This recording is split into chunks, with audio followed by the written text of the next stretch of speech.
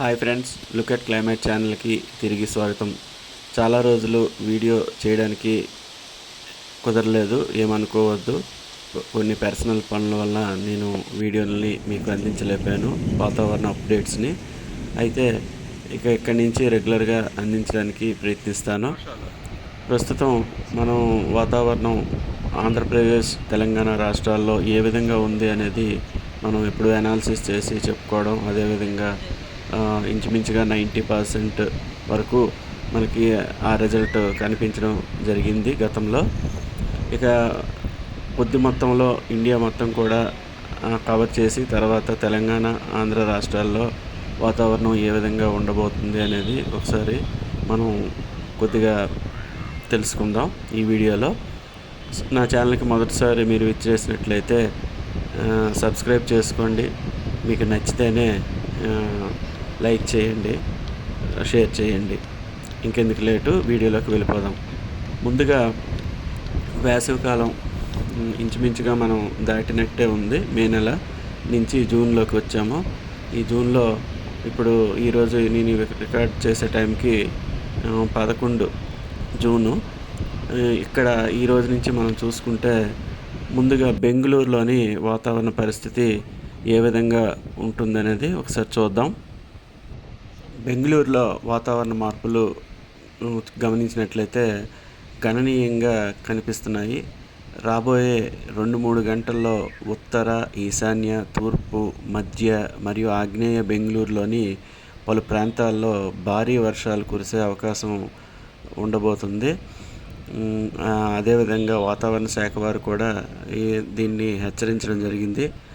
నగరంలో ఇప్పటికే పలు ప్రాంతాల్లో భారీ వర్షాలు అనేవి నమోదయ్యాయి. కేవలం 30 నిమిషాల్లోనే సెంట్రల్ బెంగళూరులో 82 మిల్లీమీటర్ల వర్షపాతం నమోదైంది.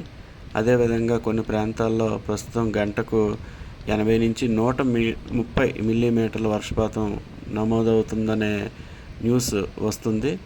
కనుక ప్రజలు అప్రమత్తంగా ఉండాలి, జాగ్రత్తలు తీసుకోవాలి.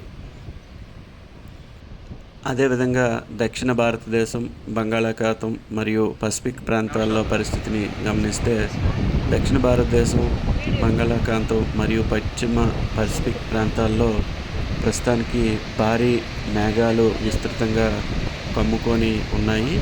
ఈ భారీ మేఘాలు ఈ విధంగా కమ్ముకొని ఉండడం చాలా ఆశ్చర్యాన్ని కలిగించే విషయం. అయితే ఇవి విస్తరించి ఇలా ఉండడం వల్ల ఈ పరిస్థితులు బంగాళాఖాతంలో రాబోయే రోజుల్లో కొన్ని అల్పపీడనాలకి ఏర్పడడానికి దారితీస్తుందని మనకి సూచనప్రాయంగా తెలుస్తుంది. ఈ అల్పపీడనాలు ఏర్పడడం ఋతుపవనాలు పునరుద్ధరణకు ఒక అద్భుతమైన అవకాశంగా మనం భావించవచ్చు. ఇది భవిష్యత్తులో దక్షిణ భారతదేశానికి విస్తృత వర్షాన్ని తీసుకొచ్చే సహాయాన్ని చేస్తుంది. ఇక అదేవిధంగా ఉత్తర భారతదేశ వాతావరణ చేంజెస్ చూసుకుంటే జూన్ 15 లేదా 16 తర్వాత ఉత్తర భారతదేశంలో గరిష్టంగా ఉండే ఉష్ణోగ్రతలు క్రమక్రమంగా తగ్గే సూచనలు కనిపిస్తున్నాయి. జూన్ 15 లేదా 20 నాటికి ఆ ప్రాంతాల్లో ఉరుములు మెరుపులతో కూడిన భారీ వర్షాలు పడే అవకాశం ఉన్నందువల్ల ఉష్ణోగ్రతలు 37 నుంచి 38 డిగ్రీలకు దిగిపోతాయి అనే అంచనా ఉంది. ఇది నార్త్ ఇండియాలోని వేసవి తీవ్రతను కొంతవరకు తగ్గిస్తుందని మనం భావించాలి. ఈ వర్షాలు పొలాలకు, నీటి నిల్వలకు ఉపయోగకరంగా మారే అవకాశం ఉంది. అదేవిధంగా జూన్ 20 నుంచి జూన్ 30 ఉత్తర ప్రాంతాల్లో వర్షపాతం ఒకసారి మనం గమనించినట్లయితే జూన్ 20 నుంచి 30 మధ్య ఢిల్లీ, తూర్పు హర్యానా, పశ్చిమ ఉత్తరప్రదేశ్, ఉత్తరాఖండ్ ప్రాంతాల్లో భారీ వర్షాలు కురిసే అవకాశం ఉంది. ఇది ప్రాథమికంగా అంచనా అయినప్పటికీ వాతావరణ నమూనాలని ఆధారంగా చేసుకొని ఇప్పుడే మనం పూర్తి స్థాయిగా ఖచ్చితంగా చెప్పలేం. అందువల్ల ప్రజలు, అదేవిధంగా వ్యవసాయదారులు మరియు అధికారులు తాజా అంచనాలను ఫాలో అవుతూ ముందస్తు జాగ్రత్తలు తీసుకునే చర్యల్ని గమనించాలి. అదేవిధంగా జాతీయ స్థాయి వర్షపాత పరిస్థితిని గత 5 రోజుల సమాచారాన్ని మనం గమనించినట్లయితే గత 5 రోజుల్లో దేశవ్యాప్తంగా సాధారణంగా కంటే తక్కువ వర్షపాతం ప్రస్తుతానికి నమోదవుతుంది. భారతదేశపు సగటు వర్షపాతం కంటే మైనస్ ఇంచుమించు 33% తక్కువగా ఉంది. ఈ తక్కువ వర్షపాతం మరికొన్ని రోజుల పాటు కొనసాగే అవకాశం ఉంది.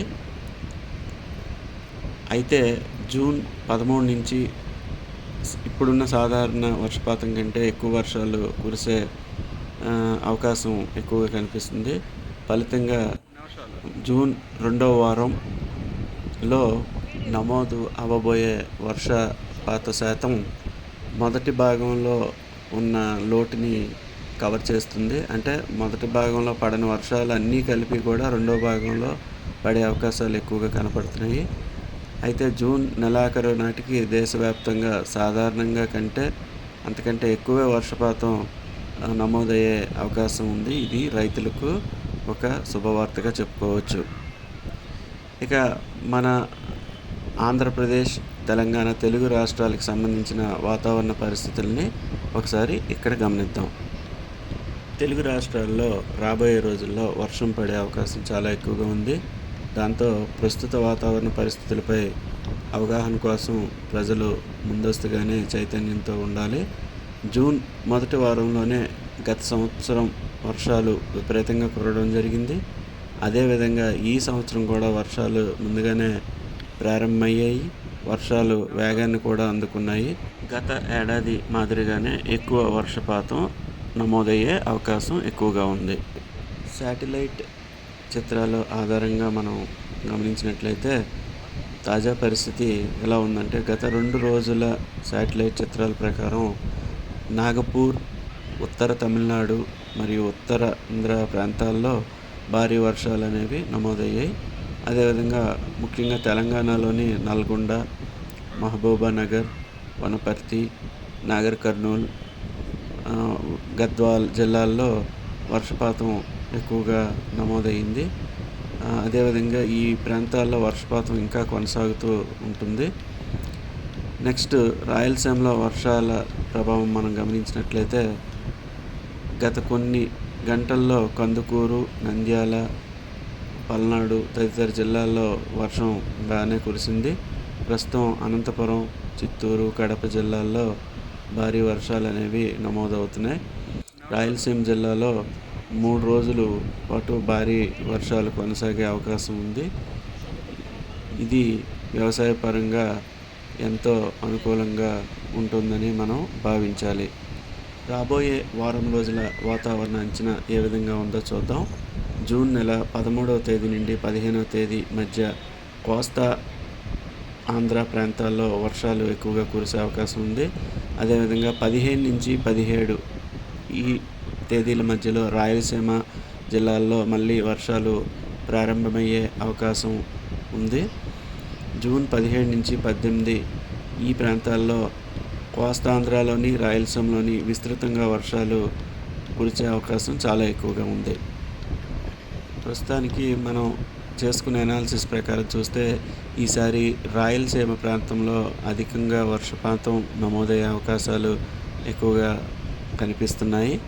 ప్రస్తుతానికి ఇది రైతులకు ఒక వరం అని మనం చెప్పుకోవచ్చు. ఓకే ఫ్రెండ్స్, ఇప్పటి వరకు ఉన్న అప్డేట్స్ని మీకు అందించాను. ఇక రాబోయే వాతావరణం పరిస్థితులు ఎలా ఉంటాయనేది నెక్స్ట్ వీడియోలో చూద్దాం. అంతవరకు సెలవు. అందరూ జాగ్రత్తగా ఉండాలి, హ్యాపీగా ఉండాలని కోరుకుంటున్నాను. Thank you very much.